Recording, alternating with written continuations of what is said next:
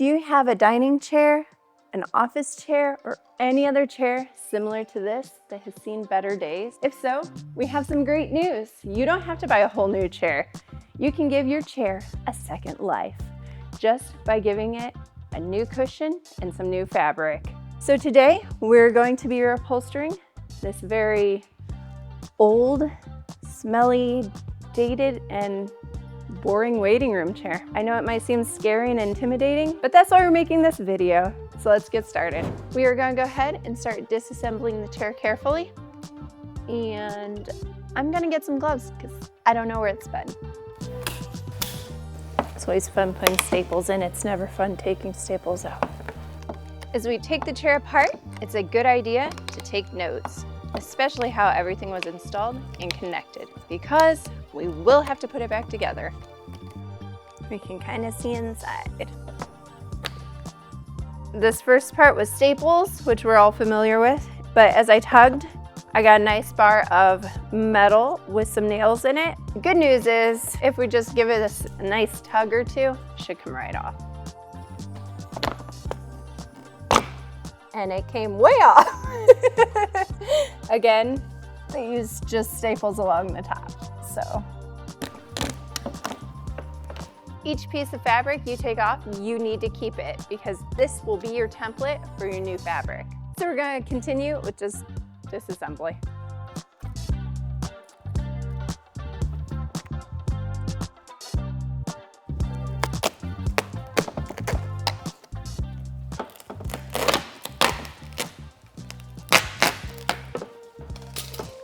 Along the way, we have an idea of what kind of batting we're gonna need, and it looks like there was a mesh screen right here. So we're gonna save this guy to kind of give a general idea. So for now, I'm not gonna worry about the back. We're just gonna keep focusing on removing the fabric. The fabric is installed in between the frame, so we need to remove these screws.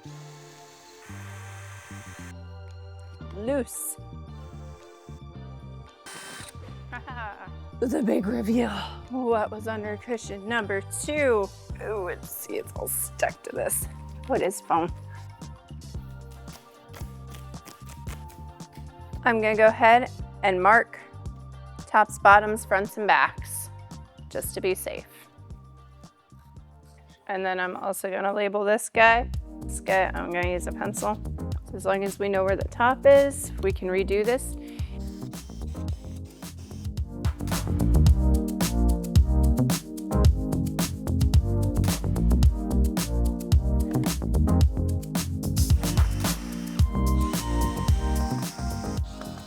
We got the cushion, and now we have to work on all these staples.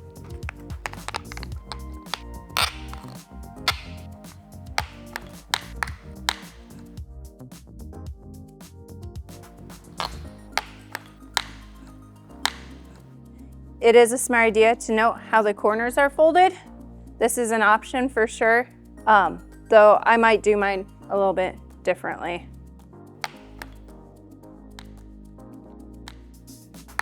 All right, thankfully those were really easy.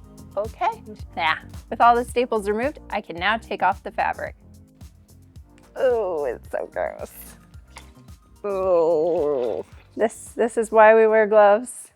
Let's go ahead and label this. We have everything disassembled. We are now going to take it up to the workbench and assess what needs replaced, what we could keep, and then we are going to remove just a few more staples so it doesn't snag our new fabric. I have removed all the staples and we have the leftover pieces of the stinky fabric. I have used these nasty pieces for my new templates, and the new fabric is going to be Outdura Geonautical. This is great because it can be used indoor, outdoor. It's mildew and mold resistant, and it's super easy to clean. I have all my templates cut out. I gave myself a little bit of extra template here just so I have extra room to make sure I can pull that tighter in the end. And then I even marked each piece. I have the back, the front, and the seat.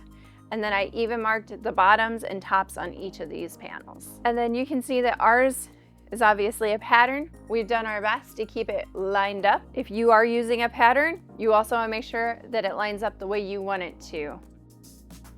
So now the fabric's out of the way, we will be focusing next on our foam. I'm not touching it again because when we did rip this open, we found out that the foam is disgusting.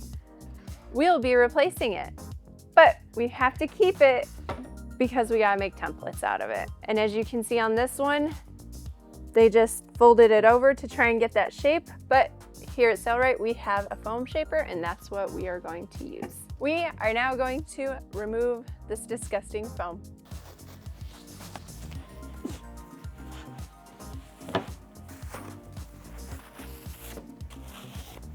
I don't want to touch it. I don't want to touch it. It's so gross. This shouldn't be as bad. Much better.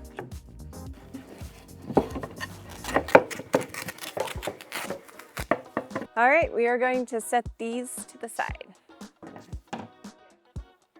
We are gonna start templating. We don't have to worry about putting it on any certain way. As long as we still have our sections here, we should be able to fill in the missing pieces. Make sure to unfold any of those folds so we get a general idea. You can always cut it down. For our foam choice, we are using 1-inch Cushionrite Premium Foam, extra firm. Once again, doesn't have to be perfect.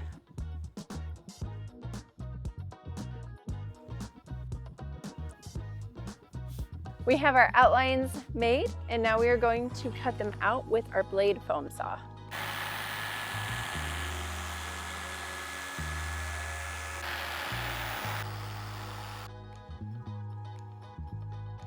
I actually love using our foam saw.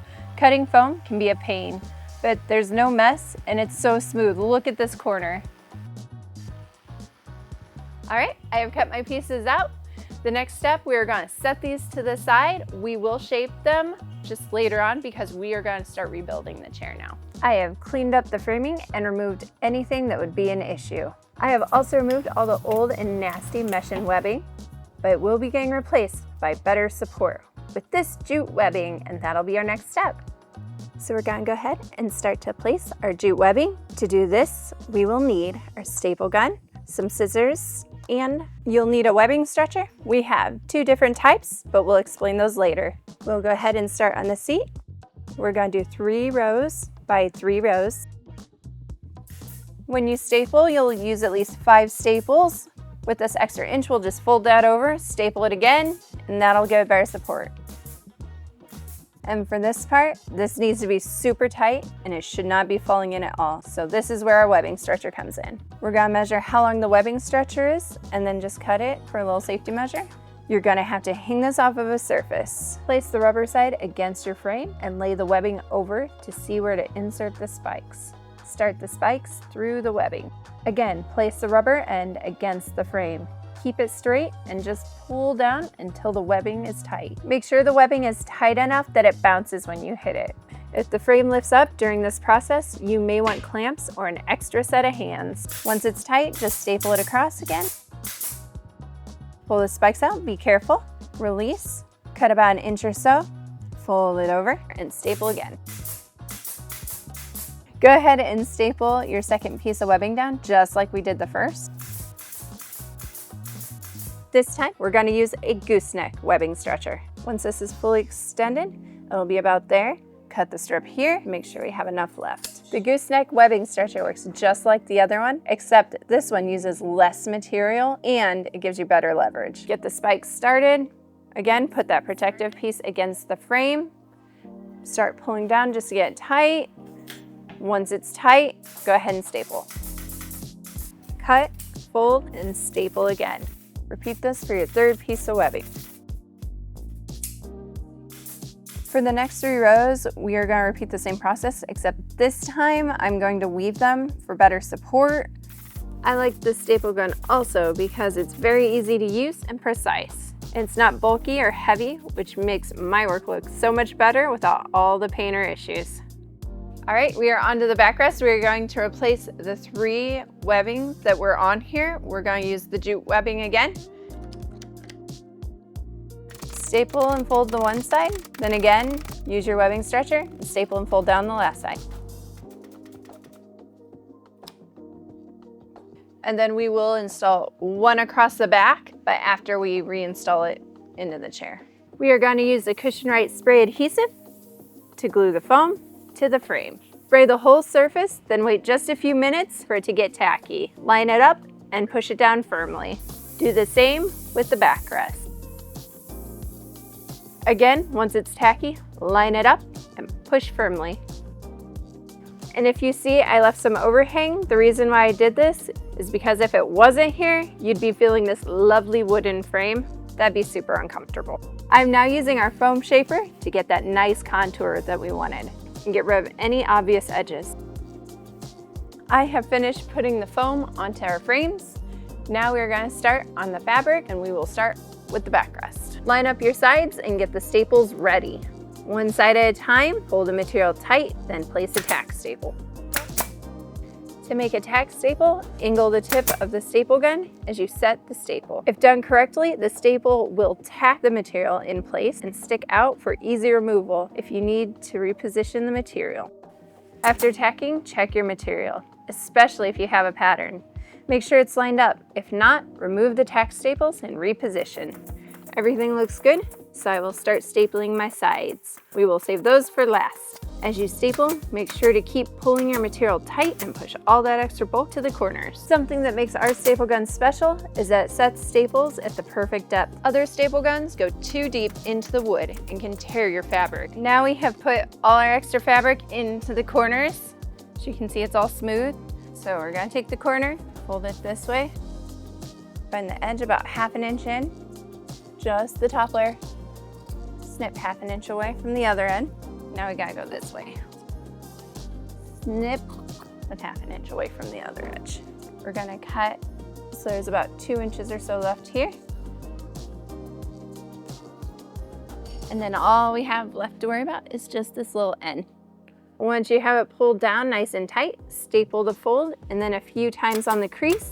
If the staple sticks up, remove it and try again.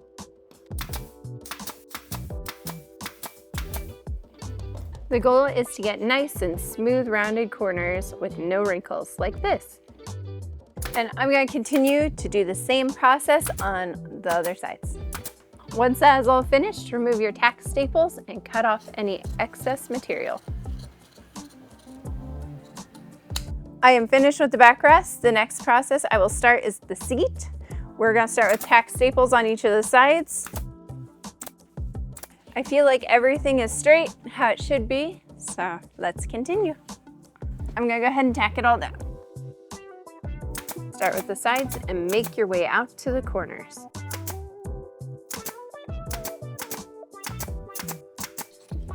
Then fold the corners and staple them down, just like we did it earlier. If your seat is gonna sit on a shelf or a bottom, make sure that you cut enough bulk that it's gonna stay flush. This is what we have so far, and we can start putting it back onto the chair. So next step, we are going to clean this up with some wood cleaner.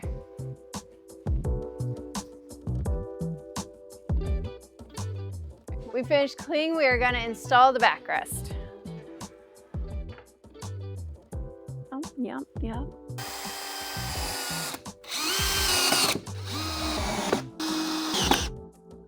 We can finally install our last piece of jute webbing. We are going to go ahead and put our back piece to the back of the chair. We're going to have the top marked to the top of the actual chair and make sure that the right side is on the chair. Then we're going to see how much room we need with these metal tack strips and measure up our cardboard tack strip according to those. Then you're just going to line it up and go ahead and staple along the tack strip. So instead of replacing any mesh, we are going to instead use batting. I have shaped it so it's going to fit very nicely, and I'm going to staple it down just so it stays in place. I got the batting. The next step are these lovely metal tack strips, and we're going to get those on both sides. Essentially, we are going to fold up our fabric. You're going to figure out where your edges are. Looks like mine is really close to this line right here. Thankfully, I have a pattern. You're going to flip it backwards. Take your spike strip, tuck it into the bottom. Make sure it's lined up. Poke your holes through. We have some excess extra in the corner, we are going to snip that. This extra fabric, gone. Then you're just gonna turn it and it's gonna go right there. And then we're gonna get a mallet, just pound it into place. Repeat this step on the other side. We will staple it up just like we found it, and no one will see it because it's on the underside. Next, insert the cushion back into the chair. If it doesn't fit, you might have too much bulk. So for the finishing touches, we are just gonna replace all the rest of these Phillips screws.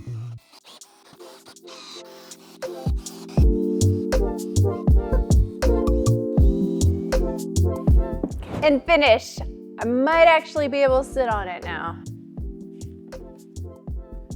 And it's so much better. Not that I sat in it before, but it's better. Anyways, I hope this video has helped you feel more confident about reupholstering your own chair. I'm really happy with how this chair turned out. It's a total 180 from where it started. And since we used Outdura and Cushionrite foam, we just gave this chair a second life that's gonna last a long time. If you're working on upholstery projects, we'd love to see them. So please tag us on social so we can check them out. Thanks for watching. Please like and subscribe. Everything that we use can be found in the description below. It was lovely working with you. I'll see you next time.